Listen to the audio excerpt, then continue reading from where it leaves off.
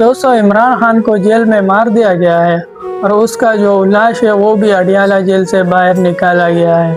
यह खबर सबसे पहले अफगानिस्तान टाइम के नाम पे एक ट्विटर अकाउंट है, इस पे निकल आता है और फिर इसके बाद पूरे सोशल मीडिया पे ये फैल रहा है कल से।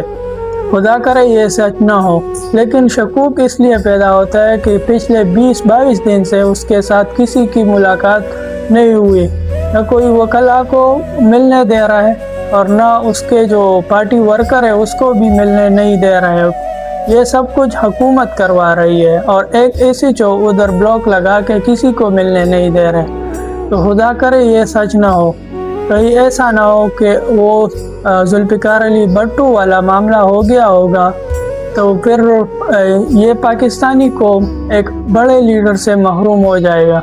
खुदा करे कि ये सच ना हो, क्योंकि पाकिस्तानी कौम यतीम हो जाएगा, पाकिस्तानी कौम एक बड़े लीडर से महरूम हो जाएगा।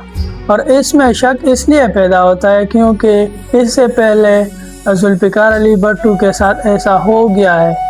तो खुदा करे कि ये सच ना हो और पाकिस्तानी कौम को इमरान खान सलामत बाहर निकल आए और पाकिस्तान को आगे ले चले, क्योंकि ये एक हीरा है और अगर ये हीरा हमने खो दिया तो मेरे नहीं ख्याल कि दोबारा अगले 100 साल में ऐसा बंदा आएगा, क्योंकि ये अब कायद-ए-आज़म से भी बड़ा लीडर बन गया है, ये जुल्फ़िकार अली भट्टू से भी बड़ा लीडर बन गया है और इसका एक नाम है और पाकिस्तानी अवाम इत्मीनान करता है इस पे।